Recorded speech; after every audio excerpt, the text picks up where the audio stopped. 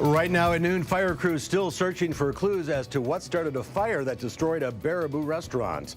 And President Trump shakes up the Pentagon, how his recent decision on staff and U.S. troops are getting some pushback.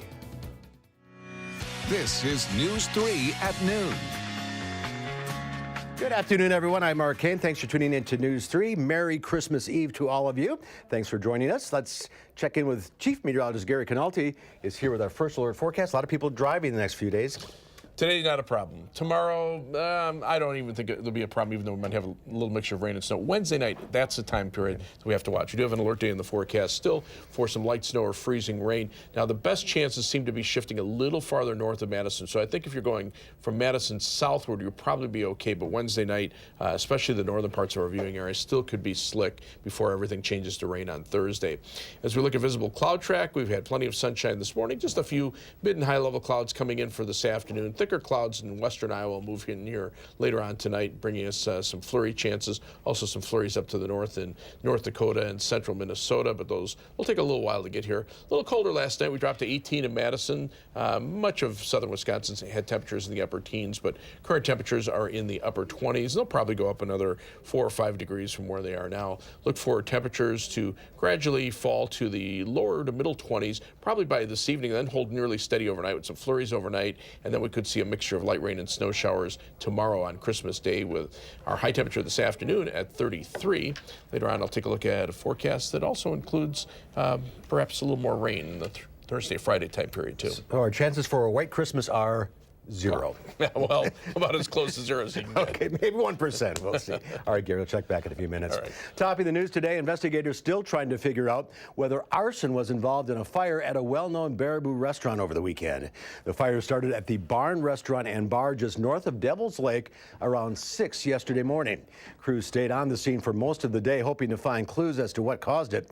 This comes after the owner posted to Facebook on Saturday asking for information about a break-in with pictures of broken glass and a garbage can filled with burned paper. The fire chief could not confirm whether arson was involved. He says because of how extensive the damage was, it is not clear when or if the barn can reopen. Delivering last-minute packages before Christmas, the United States Postal Service says this is easily the busiest week of the year for mailing, shipping, and delivery. They're expecting to send nearly 200 million packages this week, and that means your local mail carrier doesn't get Christmas Eve off. They're putting in extra hours today to make sure all deliveries get home for the holidays and filling their trucks to the brim. If you or someone you know is in need of a warm meal and some company this Christmas, there are a few options in our area. The First United Methodist Church in downtown Madison is having a free meal tomorrow from noon until 2. The food will be accompanied by treats and music, plus a visit from Santa and his elves. And in Baraboo, there is a Christmas Day meal at First United Methodist on Broadway Street. That's right across from the Al Ringling Theater. That's at noon tomorrow. Last year, more than 300 guests gathered together for a Christmas meal. President Trump is shaking up the Pentagon sooner than expected. The president named a new acting defense secretary over the weekend, ordering his outgoing defense secretary to leave 2 months early. Mo Olengi has the latest from the White House. President Trump is temporarily replacing outgoing Defense Secretary Jim Mattis with his deputy, Patrick Shanahan. I think the president no longer relied on Mattis to be able to deliver the president's vision. Shanahan joined the Defense Department in 2017 after working at Boeing for more than 3 decades and is a strong advocate for Mr. Trump's Space Force. This administration's highest priority is your safety and security. Mattis resigned last week after the president's decision to pull all 2,000 U.S. troops out of Syria. Over the weekend, the president rejected his offer to stay on the job until February. Shanahan takes over January 1st. Mattis's sudden departure has triggered widespread concern here in Washington, even among members of the president's own party. Some devastating decisions are being made, even with people giving strong input in the opposite direction. Sunday, Mr. Trump tweeted that Turkey's president will eradicate whatever is left of ISIS in Syria, adding, and he is a man who can do it. Muslims need to ultimately police Muslim lands. When Americans are there and we kill someone who lives there, they see it as a religious affront. This morning, the president continued to make a case for the pullout, saying, in part, we are substantially subsidizing the militaries of many very rich countries. General Mattis did not see this as a problem. I do, and it is being fixed. Mola Lenghi, CBS News, the White House. And CBS News has confirmed that outgoing Defense Secretary Mattis has signed the executive order to begin the process of withdrawing U.S. troops from Syria. U.S. Senate briefly met today as the partial government shutdown continues. The Senate adjourned for the holidays and will come back into session on Thursday. According to White House Chief of Staff Mick Mulvaney, the shutdown could last until 2019. It may be more than just the Christmas spirit putting smiles on Wisconsin faces this morning after the Packers won their first game on the road this season.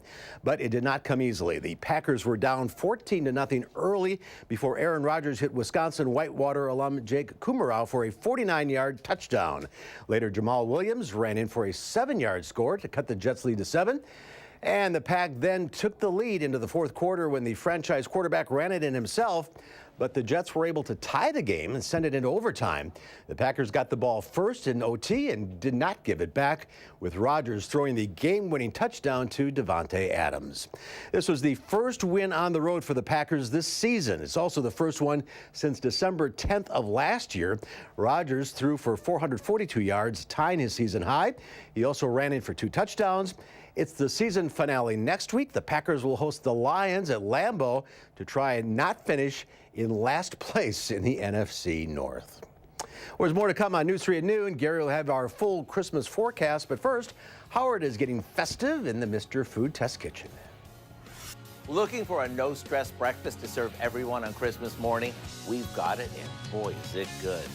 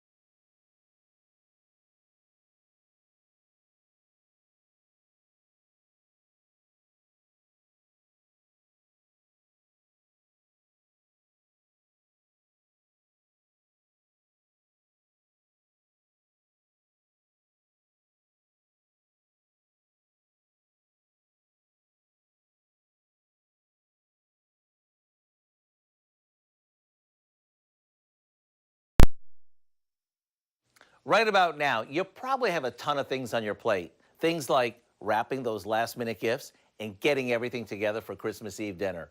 So to help make the next 24 hours a little easier, we have a simple French toast bake that you can make this afternoon and bake tomorrow morning. Here's how it's done. We begin by slicing a French bread into thick slices and placing them in a single layer in a baking dish.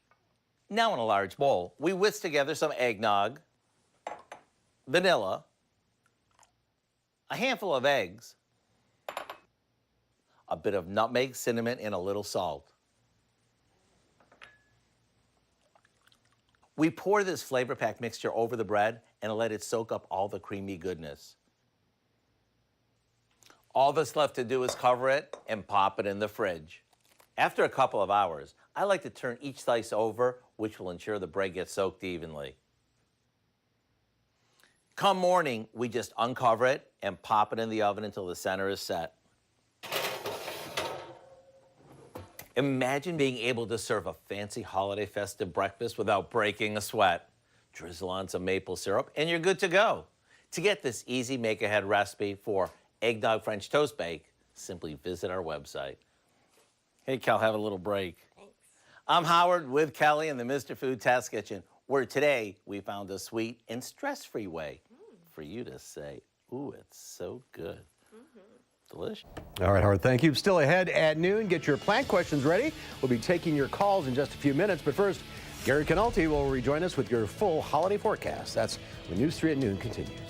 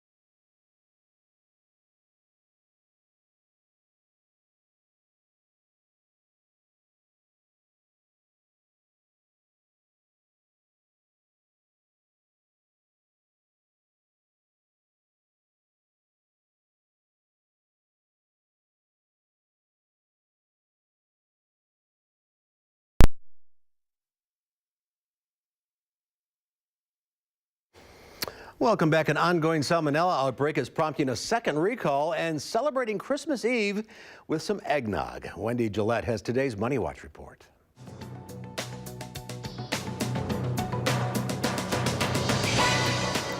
It's a half day on Wall Street. The closing bell rings at 1 this afternoon here at the New York Stock Exchange and at the NASDAQ. Both will be closed tomorrow. An ongoing salmonella outbreak linked to raw turkey products prompted a second voluntary recall. Jenny O Turkey recalled more than 164,000 pounds of raw turkey products because of possible contamination.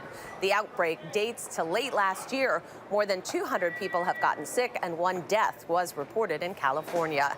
FedEx and UPS, Amazon may be coming for you. The online retail giant is adding 10 more cargo planes to its fleet over the next 2 years, bringing its total to 50. They help deliver all those items many of us are ordering, especially this time of the year. The company spent more than $18.5 billion in the first 9 months of this year on shipping. And it's National Eggnog Day. The drink is always popular around the holidays. It's usually made with alcohol, milk, cream, sugar, whipped eggs, and spices. That's your CBS Money Watch report. For more, head to cbsmoneywatch.com. At the New York Stock Exchange, I'm Wendy Gillette. Thank you, Wendy. As she mentioned, another rough day on Wall Street. At the end of the half day of trading, the Dow is down 653 points. The NASDAQ down 140. Fortunately, it was a short trading day. Q106 Farm Director Pam Yankee is out of the radio barn today, so here are your farm numbers.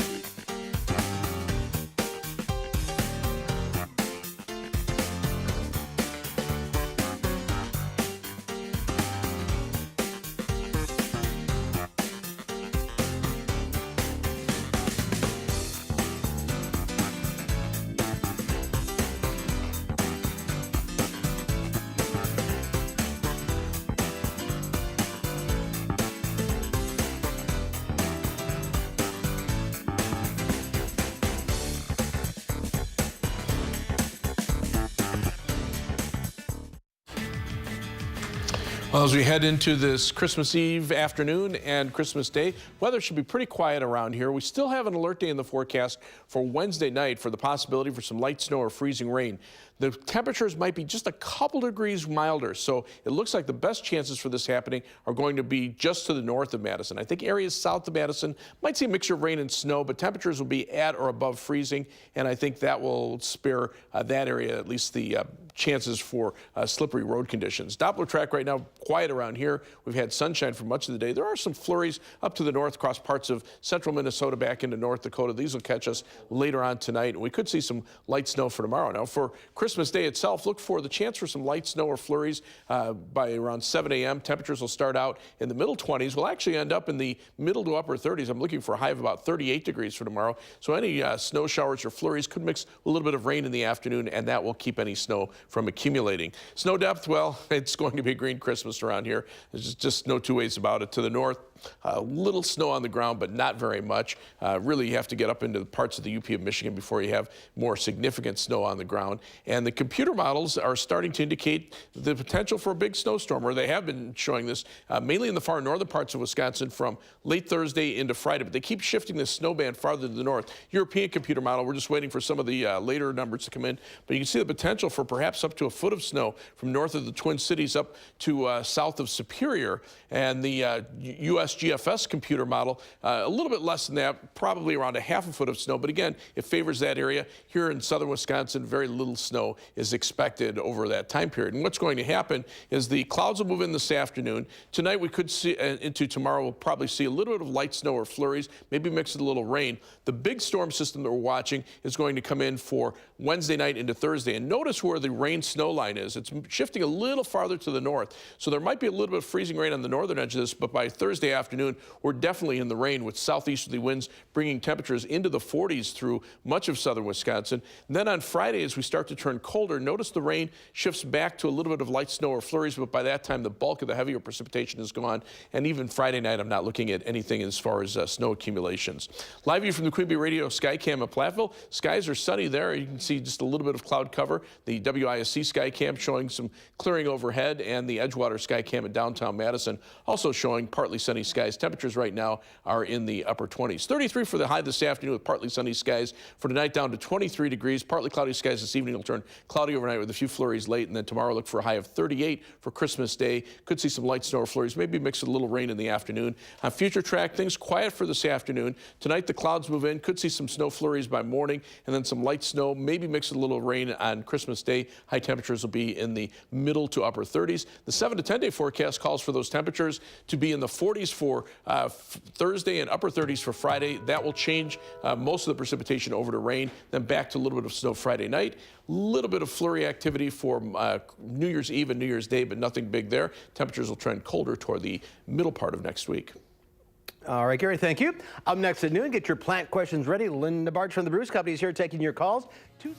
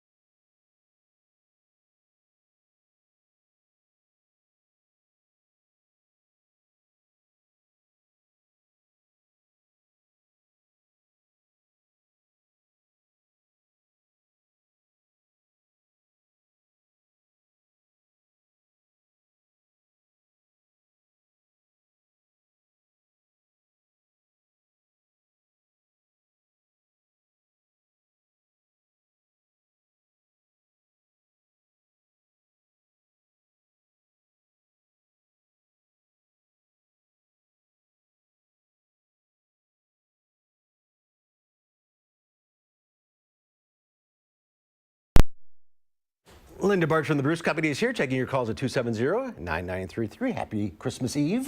Happy some Christmas pretty Eve. plants here. I did bring some things that are very seasonal. Of course, cyclamen are a really good choice, especially if you keep your home a little cooler. That's this red one back here. And if you keep it warmer, then the cilantro down front is a better choice because that will tolerate warmer conditions. But the flowers, both of these flowers last for quite a long time. And for the person that has everything, there's this little money tree. Money tree? Money tree. Money does grow on With the trees. stock market doing what it is, we probably all need one of these. But yeah, it's supposed to bring prosperity and happiness. And the croton here is with the wonderful combination of green and orange and reddish flowers, and then a tiny little miniature orchid. That's another phalaenopsis, but it's really easy to grow and flowers for a long time. Great selection. All right, let's get to the phones. We'll start with Thomas in Madison. Hi, Thomas. Well, hi. How are you both? And happy holidays. Happy certainly holidays. In order. Indeed. I have a quick question. I've spoke before about my Hawaiian Chefalera. Well, I have a new problem this year, and I'd like to have your insight. I haven't had my drapes open much, so it's been pretty dark, and I know it likes sunlight. It's just dying. I've had it for 7 years. I've gone through where it loses its leaves, it gets new leaves, but this one, it's had it. So, do you think it could be the lack of sunlight, or is it possibly the root bound so bad? Well, Schefflera will tolerate being root bound for a lot, intense. So I think it's the lack of sun. I mean, we had cloudy days, but then we've had a really nice series of sunny days, and that would have helped the plant. And maybe it's just time to start with a new one. Yeah. It's Hawaiian. My sun, right? That's very good. All right, Sherry in Barneville. Hi, Sherry. Hi. Hi. I recently bought a Christmas cactus, and it had a lot of buds on it, and now the buds are falling off. What am I doing wrong? Okay. Sometimes if people aren't careful about buying Christmas cactus, a lot of times they buy them during the time of the year when it's cold out. And if you purchased it and had it in your car and it got a little bit too chilled, always make sure that the plants are wrapped up during the winter. But if those buds got chilled or if it's too dry, that's another thing. They don't like dry conditions. Add humidity, but those buds are not going to obviously be able to revive. But keep that in mind next year. All right, let's go to Kent in Janesville. Hi, Kent. Hi. Hi, which question? I have a clematis that's been puny the last couple of years. Is there anything I can do to get it better this summer? Clematis are sort of heavy feeders. I would recommend that you fertilize that plant and make sure it has a nice wood mulch. Sometimes people try to grow them in stone mulch, and they prefer something that's a little bit more plant friendly, and wood mulch is much better. And with this weather, just on another topic, outside some perennials are coming up. There are some sign of some bulbs showing, and people have asked me about the swelling of the buds. That's normal. Don't worry about those little bulbs that are showing. If it bothers you, cover them with wood mulch. Yet we can still do yard work. And it might be doing that otherwise, but it'd be covered with snow. That's correct. All right. Well, have a Merry Christmas. You too. We will see you next time. Thank you, everyone, for calling in. If you're on the line, stay there. Linda will talk to you off the air. And we'll be right back with the final check your forecast. Oh, no. Actually, we're right here with the you forecast. Are, okay. Yeah, look for a partly sunny and pleasant afternoon for this Christmas Eve. High temperature at 33. For tomorrow, Christmas Day, we'll see more clouds. We'll see some light snow, maybe some flurries, and possibility for a little rain to mix in during the afternoon. High temperature at 38 degrees. And then as we check out the 7 to 10 day forecast, those temperatures remain on the mild side for Wednesday and Thursday. 38 for high on Wednesday, cloudy skies during the day. That mix of precipitation, we have that alert day for Wednesday night. Changing to rain on Thursday. Friday rain will change to snow late in the day, and then just some flurries Saturday. Looks like some flurries for New Year's Eve and New Year's Day, but relatively quiet weather for the New Year's holiday anyway. Pretty good traveling weather. All right, thanks for watching. We'll see you back here at 4 o'clock. In the meantime, have a great afternoon. Making plans that are weather dependent? Get an accurate 12-hour, even a 10-day forecast. Download the Channel 3000 First Alert Weather app and start planning.